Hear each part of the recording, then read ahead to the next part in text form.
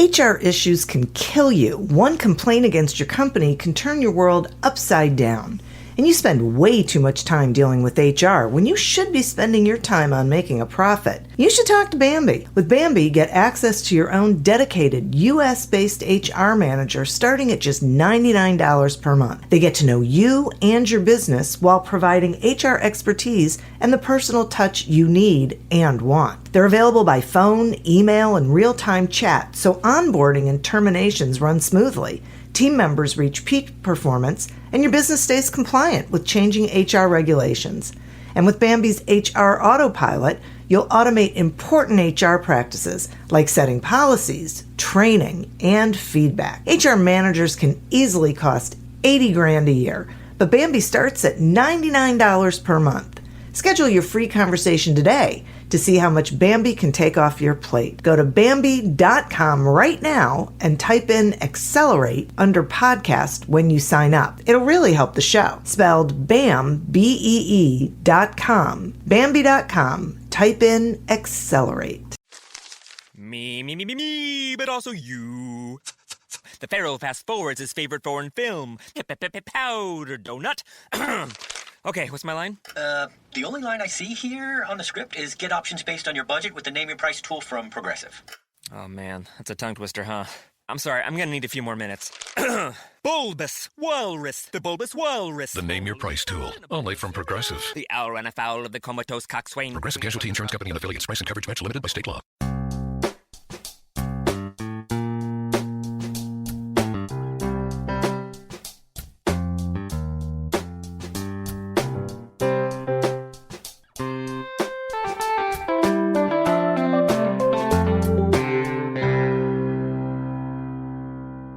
Welcome to Accelerate Your Business Growth with your host, Diane Helbig.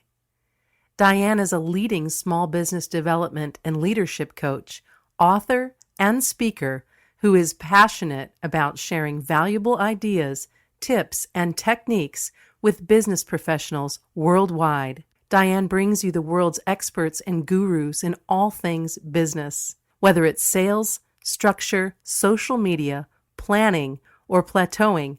Guests bring their expertise and energy to each episode. When growing your business is your focus, Accelerate Your Business Growth is the show to listen to. Got a topic or guest suggestion? Let Diane know. The goal is to make sure you have the information you need to move your business forward. Thanks for joining us. Settle in and enjoy. Hi, everybody. Thank you so much for joining us. Today's podcast is sponsored by Audible.com. Audible.com is a leading provider of spoken audio entertainment and information. Listen to audiobooks whenever and wherever you want. Get a free book when you sign up for a 30-day free trial at audibletrial.com/businessgrowth. Accelerate Your Business Growth podcast is gaining recognition as a wonderful resource for small business owners, entrepreneurs, and sales professionals. From MSNBC's Your Business to Inc.com, Proven, Fit Small Business, People First. This podcast is enjoying inclusion on lists of the best podcasts to listen to. And I am thrilled about that. It actually accomplishes something that's on my bucket list. And I know that it is mostly due to the wonderful guests that join me here. These are folks who have expertise in a variety of areas of business, and they share that expertise and their time so that all of you, our listeners, can do better things and be more successful. Today we have such a guest. It is Dana Kaye. Dana is the founder of Kaye Publicity Incorporated, a boutique PR company specializing in publishing and entertainment, the author of Your Book, Your Brand, the step-by-step guide to launching your book and boosting your sales, and the creator of Branding Outside the Box, where she helps driven entrepreneurs and aspiring leaders become more memorable. Thanks for joining me today, Dana. Thank you for having me. I'm really thrilled. I love this whole idea of being memorable because it's absolutely what we need to do, and I think we're missing it. I don't think we're really talking about it. But will you share why it is so important to be memorable? Absolutely. I think we can all agree that our culture and our society, our attention spans are shrinking, right? They're shortening, and there's more noise than ever before. We're inundated with ads, with social media, with people we meet, with people we work with, and it's really getting harder and harder to rise above the din. And what I've noticed from a lot of entrepreneurs, small business owners, that they look at what everyone else is doing and think that they need to do that exact same thing. And I think that what that leads is a bunch of people who are doing the same thing, and you cannot distinguish one from the other.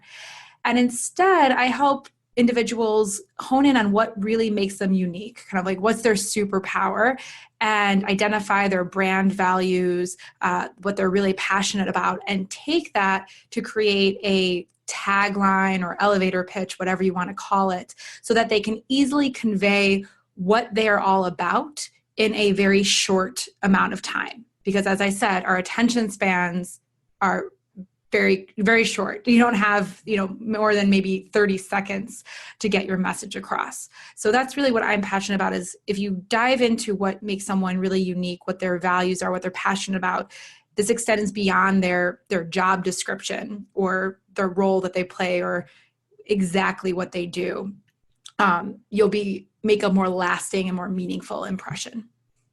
Yeah, I think that's so awesome. I often say to people, the worst question you can ask someone is, what do you do? Because they'll tell you what they do.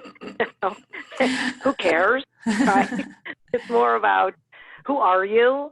And what are you all about, and what matters to you, and why you? So yeah, this totally resonates with me. Well, and that's interesting that you said that, because it's when you say to someone, what do you do? They usually answer with their job title, right? They'll say like, I'm a lawyer, I'm an accountant, but it actually doesn't tell people what you do, right? Like saying I'm a doctor who helps who helps kids overcome severe injury. Like, that's very descriptive. That's actually telling people what you do, and that's going to make a more lasting impression. So it's interesting, that disconnect between the what do you do question, and we answer with like our job, like our role or our title, which isn't very descriptive. It isn't very telling. Yep, exactly. Okay, so small business owners are listening to this and probably wondering the same thing that I'm about to ask you, which is, what can they do to make a lasting impression? Because you're right, our attention spans are really short, and this I think is the thing that most people struggle with. Absolutely. So I think that it goes back to, rather than being a sheep in the herd, and rather than trying to fit in with what everyone else is doing, it's about going back to what makes you unique and going back to your brand story and your brand values. People are way more tuned in to the individuals, the people behind the businesses, behind the products, behind the services. And if you can create a brand story and a brand message that resonates with people, they're going to become more loyal customers. Some examples are places like Tom's Shoes, that you buy a pair, they give a pair away to someone in another country. If there's a brand of notebooks, and of course now the name is escaping me, that for every notebook they donate $1 from every sale to an artist, to like the artist who created that art to go on that notebook. So it's like you're getting a piece of art with every notebook. So people are very mindful about how they shop. They want to shop and do business with people that are more than just their products and services. If you are a consultant or a service provider, it's the same thing. Like, in order to set yourself apart, people want to do business with you and what you value, what you're passionate about. It's not necessarily, if I'm hiring, let's say, an accountant, that's high on my mind recently. If I'm hiring an accountant, anyone, not anyone, but most CPAs can do your taxes. But I want to do business with someone whose vision and philosophies align with mine. My accountant specializes in entrepreneurs and small business owners, but also creatives. And he understands the types of challenges that we face and the types of struggles we have. And we and him see eye to eye on our philosophy. So being really clear about what your philosophy is, what your values are, and conveying that to your potential customers or clients, that's going to help attract the type of customers and clients you want to work with. I think there's a lot of focus on volume. People want more people on their mailing list. They want more foot traffic in their store. They want more. In fact, you actually don't need more. You just need the right people. You just need people. If you can have, let's say you have a brick and mortar retail. You don't want hundreds of people in your store just browsing. You really don't. You want a handful of people coming in and purchasing, because the hundreds of people who aren't purchasing is going to take staff. It's going to take resources. It's going to take cleanup. It's going to take more energy. But if you have 2 or 3 people that are coming in your store buying and then becoming brand ambassadors and talking to other people about your store and about your products, that's going to lead to more sales. So I think in this world where we're so focused on more followers, more email subscribers, more, we can actually take a step back and hone in on, who do I want to do business with? And if the answer is everybody, you're probably not tuned in to what your brand values are and what you are truly doing in your business. So thinking about who your ideal customer is and really speaking to that particular customer rather than trying to do what everyone else is doing and appeal to anyone and everyone. This is so. The reason I was laughing is because this is such an important thing that I'm so glad you said, because this is what hangs small business owners up. They do think they want all the business, which they don't, but they think they do. But I don't think I think it's all fear-based. I agree with what you said about it. For some reason about volume, which when you're talking to everybody, you're talking to nobody.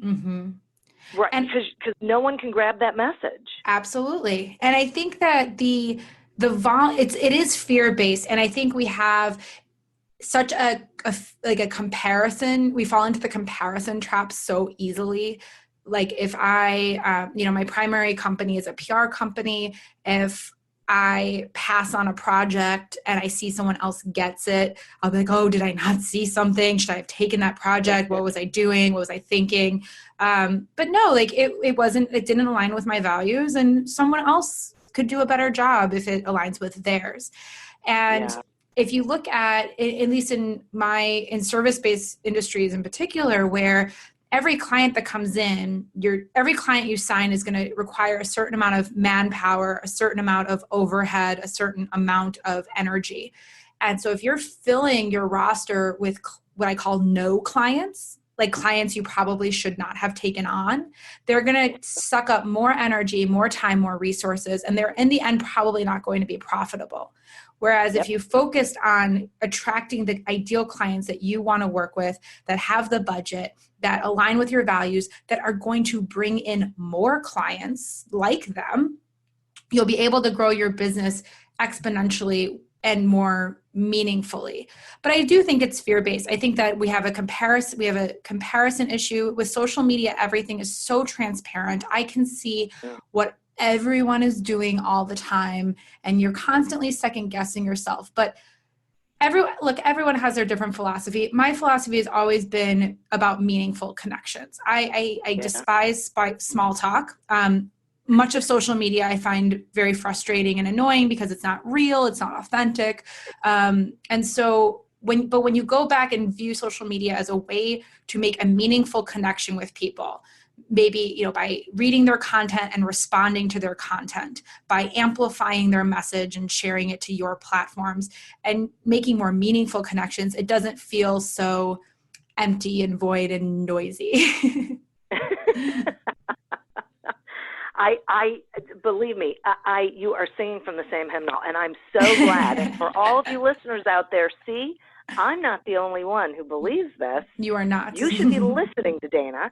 So, and interesting. So when you were talking about really figuring out, what you believe in and what matters to you and all of that, and I just kept thinking, boy, there's people who are afraid to actually draw that line in the sand because they think, which is true, well, there's going to be people who that doesn't resonate with and they're not going to hire me. And they're upset about that when really they should be joyous about that. You're right. They're not. They shouldn't anyway.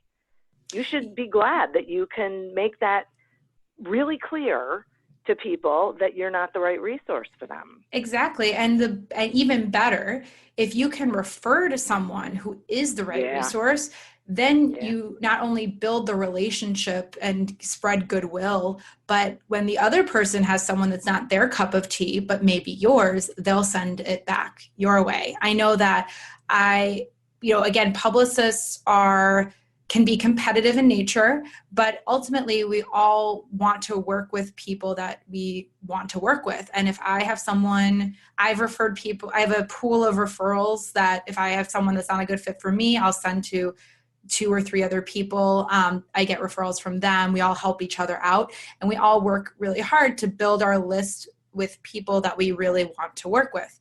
And it's the same thing on the entrepreneur side, where if I recently had someone come to me like asking for specific career coaching, and what she needed, I probably could have delivered on it, but there was someone who would have been better. And so I sent her to that person, just for her specific needs. And that spreads goodwill. She's still in my network. We may do business down the line, but because I was honest and I gave her someone who's going to do right by her in a way that even better than I could have. Yeah, I'm so all about this. And I think when people are willing to take this leap of faith, if it is a leap for them, if they're willing to take it and stand on that hill and define themselves and define their ideal client, I think they find that they enjoy the work that they're doing so much more, that they're more resonant with more of the right people to be able to do more and more business with. Oh, right, the right kind of client. Absolutely. And it's the same with whether you're service-based or product-based. Like if you're making a product or selling a product just because someone told you should, or you see someone else doing it, you're not going to be passionate about that product, and it's probably not going to be successful. If you're working with clients that you feel like you should take on, money is a factor. I started the PR company nearly 10 years ago, and when I did, I was turning down clients, and my wife, who's a CPA and a finance person, is like, why are you turning down clients? Like, you have no clients. And I said, my reputation is everything. I want to build my list with people who are talented, who are mediagenic, who are going to be good to work with. And if I have the reputation for taking on anyone that will write a check, then my media contacts won't trust me. I won't be trusted by other people in the community. And you only have one chance to build a reputation. I forget who said, I think it may have been Richard Branson, like it takes years and years to build a reputation and only seconds to destroy it. And I think it's really important that you're only working with people. And maybe that means your business chasing down money. And again, money is a big factor. Chasing down the short-term money, it's a short-term thing. It's not the long game. And so if you can be patient and eat ramen for a few more months and really try to only fill your list and only fill your customer base with yes customers, it will pay off in the long run. Our client roster, the PR company, our client roster is completely full. I only take on 1% of the people who query us. And there's been times where I've had to turn down somebody because we were full. And I'm fine with that because we're working with good people. But can you imagine if I had 3 or 4 no clients, 3 or 4 clients that were soul sucking, not, upsetting, not on brand. And then my dream client came along and I couldn't take them because I didn't have time. By saying no to people, you're by saying no to certain things or certain products or certain clients, you're leaving yourself room to say yes to the thing you really want. Absolutely. This could not be more true, and I'm so grateful that you gave voice to it, because I know this really challenging. And you're right. It's because, okay, so we need revenue. You're right. You do. You need the right revenue. I call it chasing bad money. Chasing bad money. That's a perfect way to put it. Perfect way to put it. It's just crazy. So let's talk about personal brand, because you mentioned it before, and I get that it's important. I would like you to share with the listeners exactly what it is, because I think a lot of people hear it these days, and why it's important, and how do they create one or know what theirs is, or sure thing. How do they figure it out?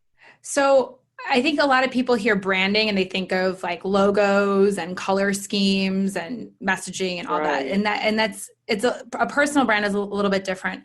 At its core, a personal brand is who you are and what you do. Now that seems easy, but again, like we discussed earlier, most people say they lead with their name and job title, which isn't necessarily a personal brand. So when I'm working with clients to help them identify their brand, I ask them a series of questions. Actually, I have a free worksheet on my website that people can download. It's brandingoutsidethebox.com/worksheet. And the asking a series of questions about, who do you serve? Who do you serve? How do you serve them? What are you passionate about? What is your worldview? I think that's an important one. I know people don't think like, oh, I'm just like, selling candles. Why do I need a worldview? Well, it plays into the who you are aspect.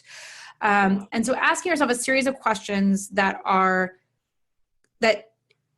speak to who you are, speak to your character, and speak to what makes you unique. That's another key one. Like, what separates you from others in your field?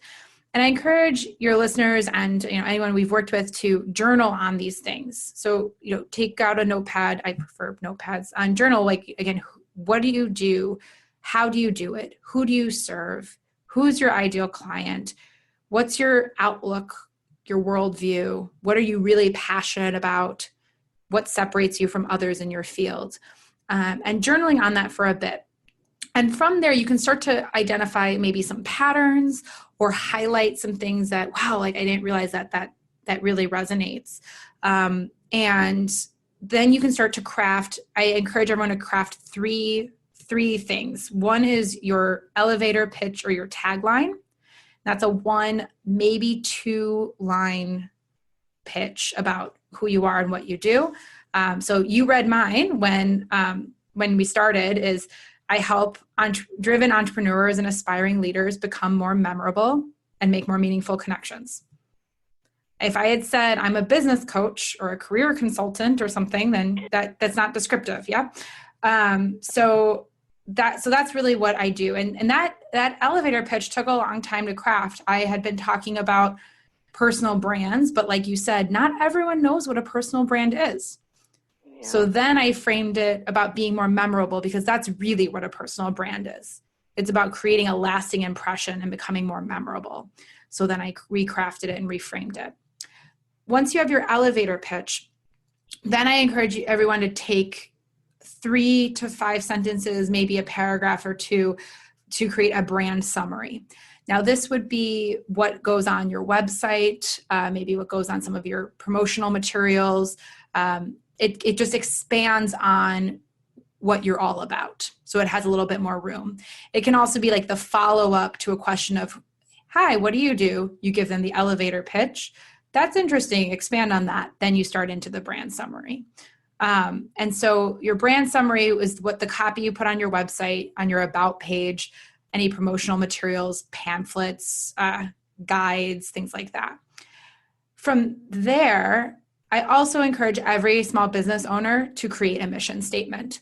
That mission statement no one may see it. Like, you may be the only one who sees it, but your mission statement is going to inform everything you do. So it's a bigger piece, a bigger document, maybe a page or 2, the mission of your company, what you hope to accomplish, your goals, your values. And if you have that, it's going to inform every single decision that you make. When you think about, I think it's time to expand and I'm going to hire some people, looking at your mission statement will help you decide who you want to hire, what types of people you want to hire. Are they going to be contractors or full-time employees? Are they going to be remote or in your office? Things like that. It'll inform decisions about marketing opportunities, speaking engagements, other things that may come your way. We're all faced with so many decisions all the time, and it's easy to lose sight of what is really important. So I constantly refer back to my mission statement. If I have a podcast interview or a speaking engagement or a new client, I'll ask myself, okay, does this fall in line with my mission statement? Is it going to further the mission of this company? If the answer is no, I decline. It makes it really easy. It makes it very easy to make these decisions because you have clearly outlined in a non-emotional state about who you are and what you do. And if you're in an emotional state, like you said, when we get emotional and fearful, we chase after bad money, we make bad decisions. So your mission statement is created as I view it as your compass. If you're not sure where you should go or what you should do, you refer back to your mission statement and it helps guide you.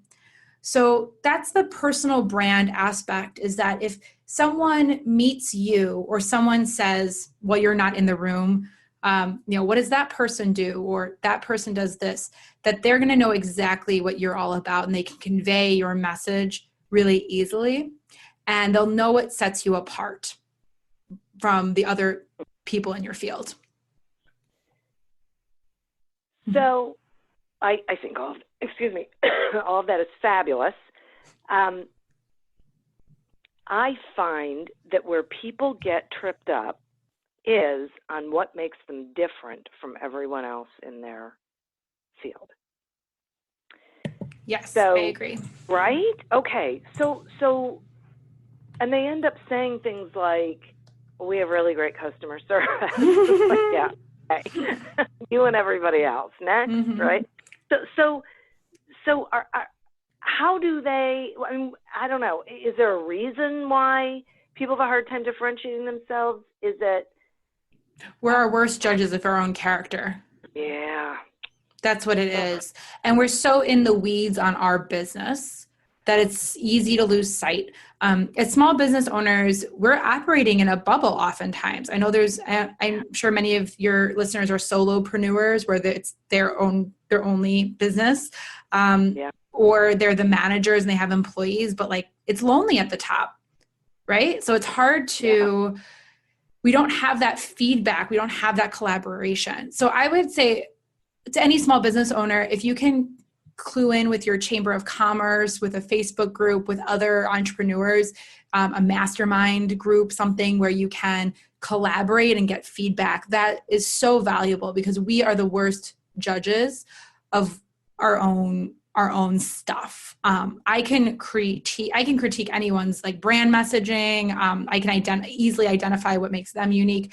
But when it came to my own, I even had to, it took me a year to hone in on a lot of our messaging because again, our platform is called Branding Outside the Box. I believe that people understand the importance of a personal brand and branding, but they don't.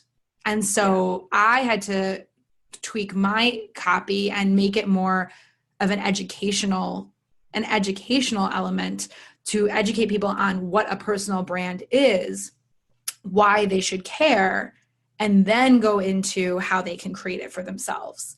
So it's easy when you know your subject matter so well, it's easy to forget that other people don't. Right. And what you think makes it unique may not be what other people find unique.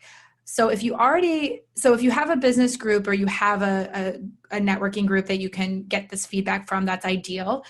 But you can also poll your customers or your clients and just say, when you work with us or when you shop at our store or purchase something through our website, why do you come to us over this person? What do you like most? What about your experience keeps you coming back?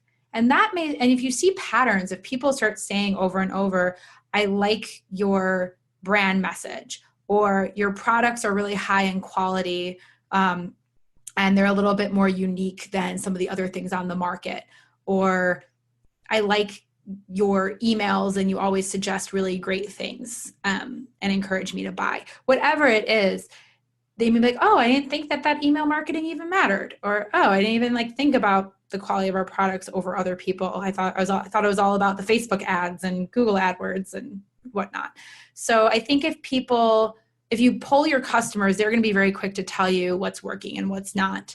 But getting that feedback is really important. Yeah, I really like that a lot. I think it's such a good point that it's easy for other people to tell you what is unique about you, or, what they really value about you. And it is really hard for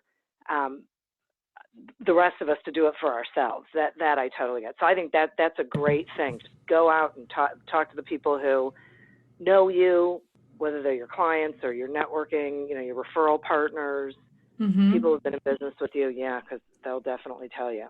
Okay. Yeah. And they may not, and you may not know too, like, what is the highest value? Like my curiosity is like, what made someone decide to work with me over someone else? Or what made someone decide to buy this product over this? Like, what made you do that? That's what I'm always curious about, what I'm always asking. And so sometimes you can answer that for yourself. You may know, like if you are an online entrepreneur and you have sales funnels, you can see where people bought at certain points in the funnel. So there's some data that can be collected, but oftentimes it's not as, let's say, it's not as cut and dry, especially if it's a service provider. Sometimes I just get a good vibe from somebody, and whatever that vibe is, it's working and I want to do business with them. But if someone tells me, like, you just had a good energy and a good vibe and I just want to work with you, then I can identify, okay, what is it about my energy? Like, what kind of energy do I have? How did I frame this conversation? Where did we meet? And I can start to amplify that or just continue that. But sometimes it's little touches. I would say that, right, in this, again, it's a very crowded industry. And I think some small personal touches like really make a difference. I've done online courses and worked with business coaches in the past. And some of them are better than others at this. I remember there's one coach that I had worked with who I signed up for her program, and she called me like on the phone to just check in and just see how everything was going. And I'm like, oh, you exist in real life. You're a person. It was really nice. We started, for our e-courses, we started using an app called Bonjoro. A lot of people, I think a lot of entrepreneurs have been talking about it recently. Bonjoro, where it sends you a notification every time someone signs up for your e-course or your mailing list or anything else. And it sends you a little notification that you can open the app, and I can record a video for that person right there saying, so glad you joined the Personal Brand Masterclass. Looking forward to seeing you. If you have any questions, and call them by name. If they have a website, I'll look at their website and say, I noticed you're a photographer. That's so cool. I love photography. And that kind of personalized attention makes a difference, because they just spent, a few $100s on a course. They may be like, oh, I don't know if I did the right thing. And then they get a video from me saying, hey, like, I'm here. And even the most watched videos, the people who appreciate the most are the ones where I'm either like out somewhere. There was one, I just recently got back from vacation, and I had a layover in Vienna, and I just saw that someone registered for something. And so I did a thing from Vienna. I said, I'm actually abroad. And she was so tickled that I took the time to do that. It engages your audience in a bigger way. So I think that those personal touches really do make a difference. So thinking about in your business how you can make a more personalized recommendation or take a more personalized touch or go above and beyond, because that didn't cost me anything. It cost me 3 minutes, if that.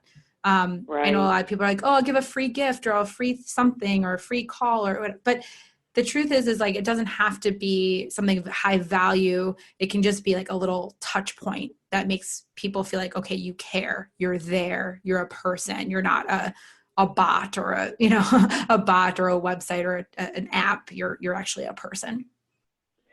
So that's interesting to me, because I think it sounds like, and I would agree with this, that there's an increased value in that personal touch, as opposed to the usual standard, you get the follow-up email or even getting something in the mail. For someone to do something, that's why like the handwritten note is so valuable, because people don't do it.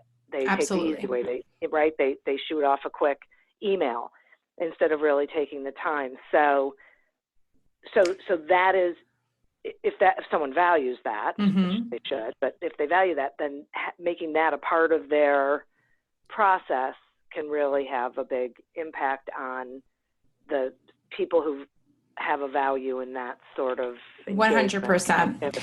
And that's another reason that it's so important to not focus on volume, because if you're focusing on volume, you can't do this.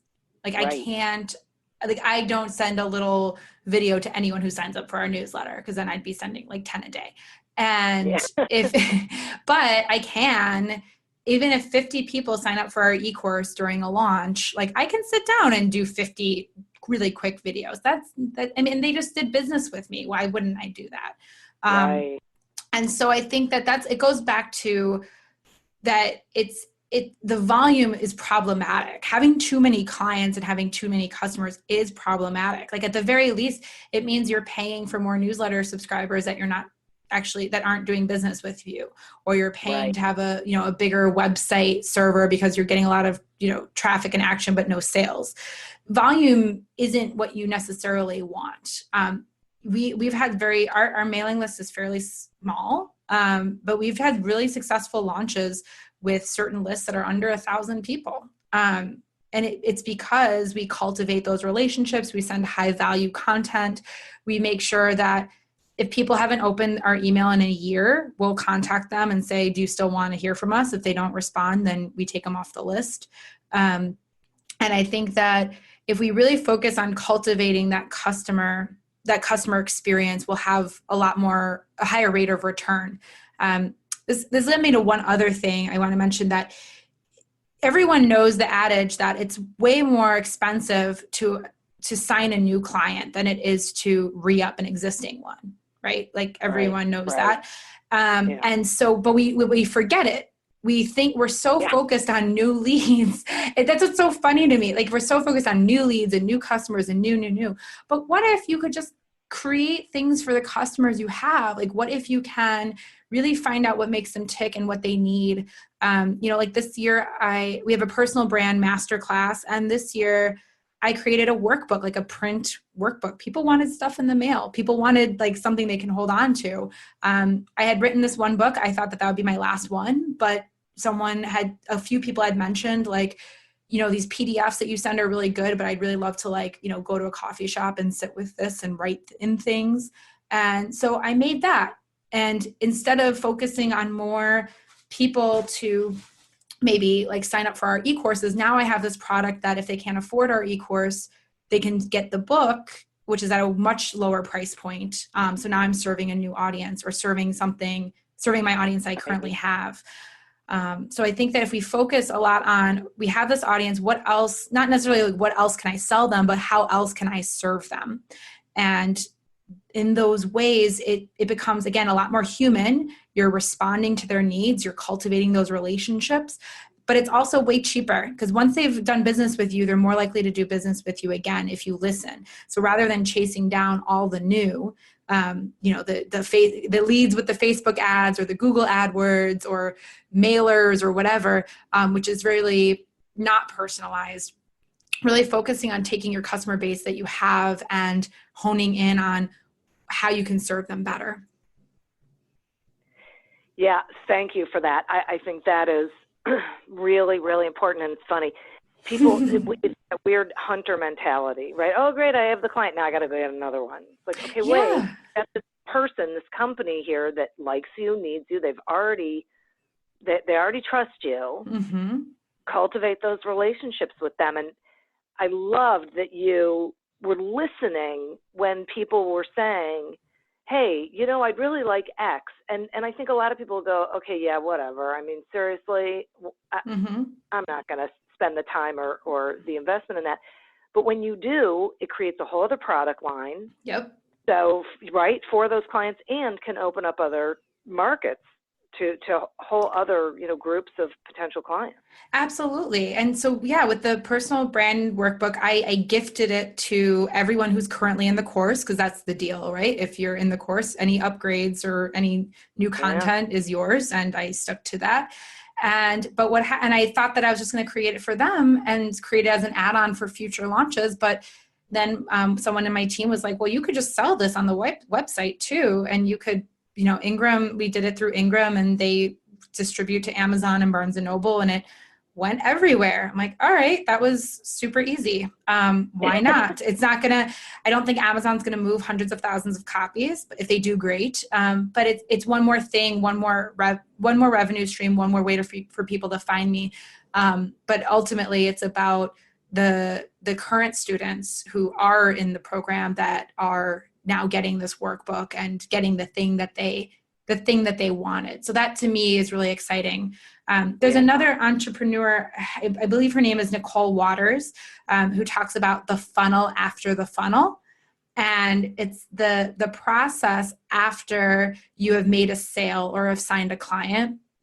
And it's the one that we forget. Like, how can you create that customer experience and continue with a person once they've agreed to do business with you? And I think that that's, again, like you said, it's that hunter mentality of, okay, we got the kill, they're on, okay, bye. But if you're not keeping them happy and you're not cultivating that relationship, like they're not going to be ongoing. They're not going to be ongoing clients. I would say 50 to 60% of the people who work with us for one project work with us on an ongoing basis. We have so many repeat clients. We work with people on a long term. A lot of our clients are on 1-year contracts. And it's because they see what we do. We're involved in like every aspect of their lives pretty much, from like the marketing to the publicity, to their events, to their travel schedule, to, you know, making sure that that the radio interview they're doing doesn't mash up with child pickup from school. And, you know, we're very ingrained in their lives.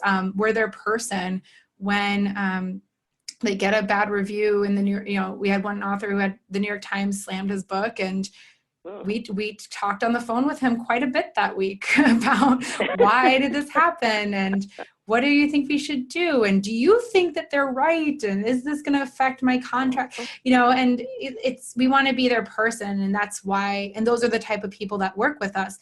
That's what I like. There's other clients who just want to do the quick hits and just media and not get involved with marketing, and there's other publicists for them. It goes back to attracting your target client. Like, how do you want to work with people? Who do you want to work? And if you would rather work with somebody for a month and then dismiss them, then you should, you know, present those packages and attract those clients. That's not what I'm all about. I like to be very ingrained in everything, and do everything possible for the book and the author. This is great. I have got to take a sponsor break. So that's hang on fine. 1 second, and then we'll talk about more on the other side. Accelerate Your Business Growth podcast is happy to be sponsored by Audible.com. Audible.com is a leading provider of spoken digital audio entertainment and information. They have over 150,000 titles to choose from, and you can listen to them on any device, including whatever you're hearing us on right now. If you sign up at our link, which is audibletrial.com/businessgrowth, you get 1 free audiobook and a 1-month trial of the service. Some examples of books you can listen to on audible.com are 80/20 Sales and Marketing by Perry Marshall and The Go-Giver by Bob Berg. So visit audibletrial.com/businessgrowth, explore the books that are of interest to you, and receive 1 free audiobook when you sign up for the trial. Today we're talking with Dana Kaye about becoming more memorable in this quick hit culture. So let's talk some about that ideal client, because since it is so important that we're talking to them, for folks who think that they're talking to everybody. How do they identify who that ideal client is? Like, what are the characteristics they should be looking for? Yeah, so I usually talk about the customer avatar, looking at kind of a prototype, I guess, of what a typical client or a typical customer would look like. Some people will go to like age, gender, like those sorts of demographics. But I first look at what are the problems that they are looking to solve. Like that's the first thing. So like for our clients at Branding Outside the Box, they are people in their careers who have plateaued and are struggling to get to the next level. They're people who want to accelerate their business, get promoted, get to the C-suite or have a $1 million launch or whatever it is. They're driven. They're not happy where they are. So that's our target client. And that can take many forms. We work with people in corporate. We work with people who are in the online space. We work with millennials. We work with boomers. We work with Gen Xers, all types of people. But if I were to hone in on like, I work with millennials, mostly female, doing this, Y, and Z, it would be limiting in that way. I'm more about looking at what their problems are and how I can solve them. For some people, they may want to focus on working with women, or they may want to focus on working with millennials, or they may want to focus on a particular industry. Obviously, our PR company focuses on authors. That's our target audience. But it's really who you want to help and how. So taking a look at what sort of problems you solve, and then who has those problems. Yeah. And also, a lot has to do with your industry knowledge and your personality. So some of you may be working in a certain industry where, maybe it's, you have a law practice or you do jewelry design or whatever it may be. So there is some industry standard, but ultimately you are solving some sort of problem. The problem may be that they're looking for a gift for a wedding, or they're looking for something cute to wear. Like for the jewelry design example, like it could be like they're looking for a gift or they're looking for something of themselves. You're solving that problem. So I recommend starting there and then looking at what else. So looking at if there are things like, okay, if they're looking to, let's say, to buy a gift for a wedding, like what else are they going to be looking for? Are they the bridesmaid where they're looking at other places like for, I don't know, fun bachelorette parties or other things, and looking at where else they're getting information, where else are they seeking things. That's going to help you identify referral streams or media outlets to pitch or other places to contact to help you market. But looking at what you're solving, what problems that your ideal client has that you're solving for them, and where else they're getting their information, or sometimes what else they need, what other struggles they have. So again, for us, we work with people who are struggling to get to the next level in their career. I find that time is another thing that they are struggling with, because driven entrepreneurs and aspiring leaders don't have much time. So that's also why we talk a lot about, I have a lot of content on productivity and a lot of training on how to become more productive, because that's another way we can serve that audience. So if you are able to identify what their problems are, you can speak. It will feel broad, like saying a driven entrepreneur or an aspiring leader is very broad. That can be male, female, young, old, in a rural area, an urban area, but their problems are all the same. And if you can speak to someone's problems and speak to how you can offer a solution, that's going to resonate far more than, I know you're a working mom, and like I know you, or like living the life in the country is hard. It's going to resonate. It's going to hit their pain points a lot more. Again, just speaking from my own entrepreneur, I was in a mastermind group with other mostly female entrepreneurs. But we all have, there was a girl who was 23 and killing it. She was amazing, but yeah, she's a totally different demographic than me. There was other working moms. Some were in the city, some were in the country. Some are in their 40s and 50s. Some are in their 30s. Like we were all different, but what unified us is that we're all entrepreneurs, mostly online entrepreneurs. We're all entrepreneurs. And so we have similar pain points, right? Right. And so I think speaking to your ideal customer's pain point and really drilling down will help. Then once you have a broad sense to niche even further, you can look at your personal strengths as what you are delivering and what type of person would best fit for you. So for me, I'm very blunt and very straightforward, and I tend to not sugarcoat things. So a very delicate, sensitive flower is probably not going to want to work with me. And if that's the case, if I have a delicate, sensitive flower, I have another person that I can sometimes refer. And also I like working with people. I don't like shepherding people up a mountain. I like people who are ready to go up that mountain with me. So whereas other people thrive on motivating, like I would never call myself a motivational speaker or a motivational coach, because I need someone who is already motivated and just needs some guidance on how to get there. So those are the other questions to ask. Once you know what your ideal clients or customers' problems are and how you solve them, then you can even niche down further and dive further into the your type of personality, your style, again, your values and outlook, and how that would fit into your target audience. Boy, I so love this because seriously, I'm glad. I really, people so struggle with this. This makes so much sense to me that if you first look at the problem, then you say, okay, who has that problem? And of the people or companies that have the problem, which are the ones that I'm going to want to work with and are going to want to work with me? Because you're right. We all have certain personalities. We have certain sorts of people that we connect with. It's all good. Mm-hmm. That is great. Wow. Okay. I love that. Thank you very much for that. My pleasure. Awesome.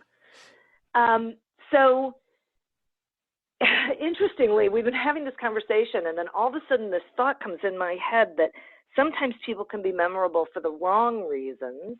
Absolutely true. Yeah. and so are there things, this may sound like a really serious question, but are there things we should be watching out for, like things we should not be doing, or as far as how we're marketing or messaging or, any of those sorts of things, so we don't end up in that trap? Absolutely. My first rule always is to be a human and be kind. Always. Oh, I think that we forget, a lot of us are behind our computers and in the safety of our, behind our phones and keyboards. And I think we forget. It's really easy to dismiss somebody. It's really easy to get irritated or to get terse and maybe rude. I think that if you give people the benefit of the doubt and lead with kindness, it is in your best interest. And I have a method, like I said, we only take on 1% of the people who come our way. And sometimes we get kind of far down the road with an author where I like the author. I think the book could be good. I think we could do right by it. And then I read the book and it's just not there. And then I have to reject that, and that's hard. And so I always try to be mindful of, you have a lot of potential. Ultimately, it's just not the right fit for me, but I really appreciate it. I'd love to give you a referral. I wish you all the best. I've offered proposals on the flip side. I've offered proposals to clients and they end up not choosing me. And I could be, jerky and be like, well, fine then, and stomp off. But instead, I wish them all the best. And even there's a few authors who passed, who chose to work with somebody else. And if later I see their book getting a lot of coverage, I will always write them to congratulate them. And I think that's, to be a human and to be kind is really, really important. I know that I'm definitely not the busiest entrepreneur out there. There's people who are far more busy than I, but I'm also busy and my time is extremely limited. And I think that it's easy to get, abrasive or say, no, I won't meet with you, or no, or just ignore the emails of people who want to pick your brain and, just dismiss people when they meet you at places. But if you try to keep an open mind and just try to reiterate to yourself that people are doing their best. They may not know, they're not educated on the let's say the principles of networking or things like that. Just try to give people the benefit of the doubt. The other pieces are that I'm seeing as of late, and we don't have to dive too much into politics, is that people are very angry. There's a lot of anger and feelings around what's going on in our world. And frankly, if you're not having feelings, then you may not be paying attention. And so we have gotten so wrapped up in these feelings that we forget that majority of us are small business owners and therefore public figures. And anything that we are putting out into the world is going to reflect back on our business. Even if people agree with you, even if you think that everyone agrees with you, you're wrong. At least half of the people in your audience don't agree with you. It's just statistically speaking. But also, I personally, if I am in a networking event, or let's say even a cocktail party, and I see someone in the corner with a group of people and that person's yelling and ranting and raving, no part of me wants to go over there and engage in a conversation. I'm not ooh, that's the conversation I want to be in. Let me go over. No one wants to talk to the angry person in the room. It's a turnoff. Even if you agree with everything that they are saying, it still feels antagonistic. It feels abrasive, and we don't want to do business that way. So I think a lot of people over this past year have forgotten that everything they post is visible. If you're not using your social media for business and you're set to private, then maybe not. But everything you put out there is highly visible. And so just to be mindful of, you're as a small business owner, you are also a public figure. It may be your personal Instagram or your personal Twitter feed, but you're associated with your business. You are your business. And to be mindful of how you are coming across, especially online where there is no tone. Yeah. So those are the two biggest.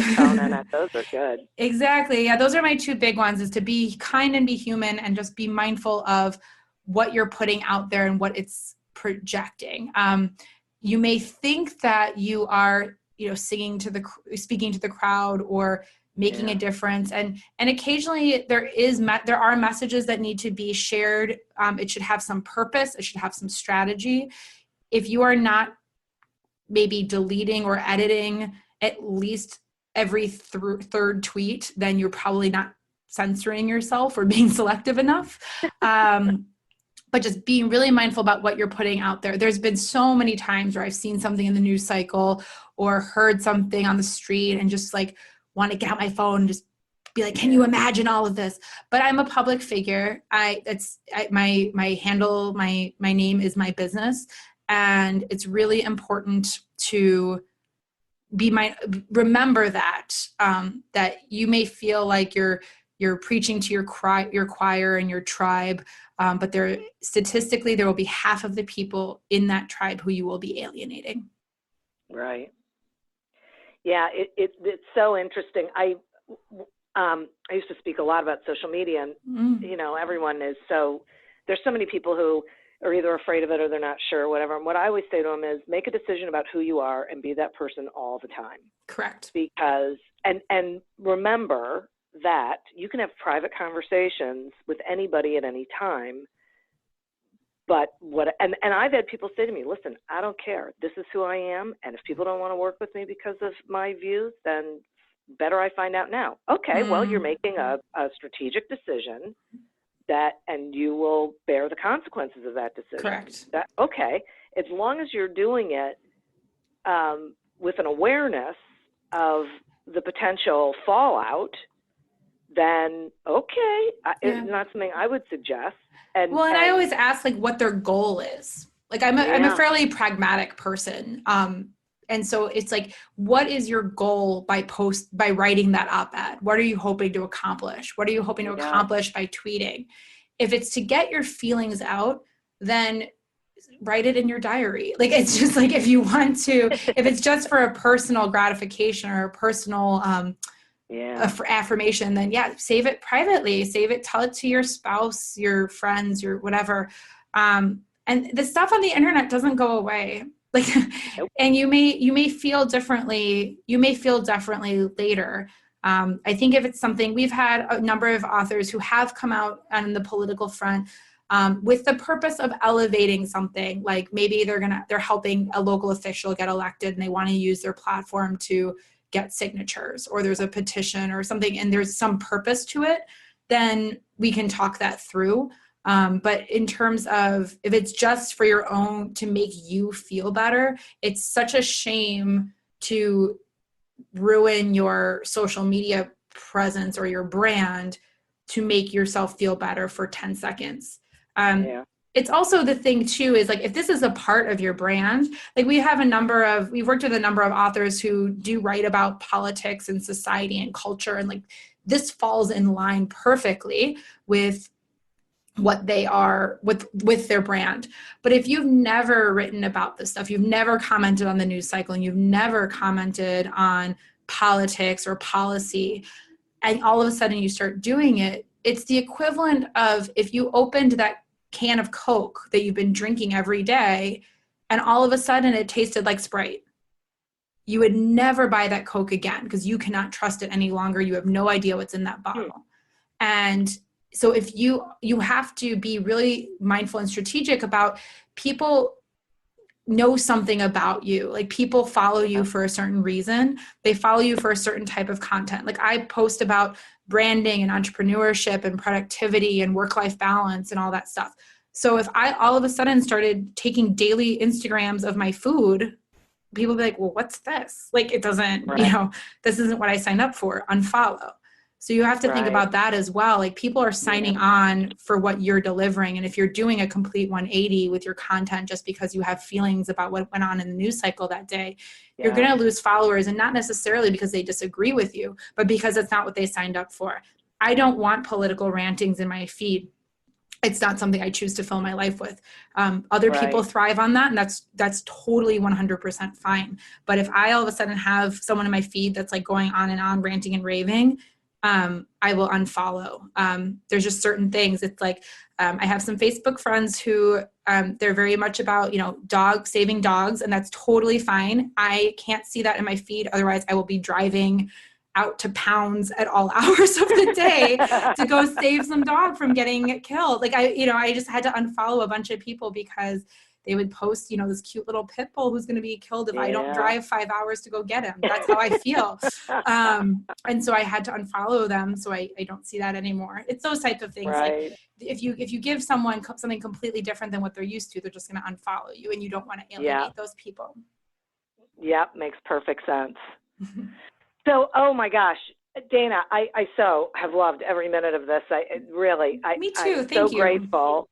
Oh, you're welcome. Will you tell the listeners how they can get your book and how they can get in touch with you and learn about your, master classes and everything you got going on? So the home is brandingoutsidethebox.com. So there I have a bi-weekly blog. I have a bi-weekly newsletter. If you're not basically, every other week, every week you're getting something. There's a resource library. There's the workbook. There's your book, your brand book. All the good stuff is at brandingoutsidethebox.com. And if you want the worksheet, that's probably the best place to start if you're looking to launch your personal brand. brandingoutsidethebox.com/worksheet. And that's a free download. Awesome. Thank you. And I want to, of course, thank the listeners. You got an awful lot of good stuff today. So listen to it a couple of times because you're going to want to really absorb all of that. And our sponsor, remember to visit our sponsor to get a free trial and a free audiobook. Go to audibletrial.com/businessgrowth. Continue to prosper and be curious. And until we meet again on another episode of Accelerate Your Business Growth, goodbye and good day. The world's best-known investor and Wall Street expert Warren Buffett once said, "Wall Street is the only place that people ride to in a Rolls-Royce to get advice from those who take the subway." Mr. Buffett's quote is remarkably accurate, but how many people would rather receive advice from him than someone simply guessing? Welcome to Buy, Hold, Sell, your single source for Wall Street knowledge and profitable guidance. Please join me, Todd Schoenberger, and fellow trader Tobin Smith, as well as host Veronica Dudo, for a podcast known to move the needle for investors. Tobin and I are seasoned Wall Street executives with deep investment experience, and we are prepared to share our advice to those who choose to listen. Download Buy, Hold, Sell today on the Evergreen Podcast Network or your favorite podcast channel.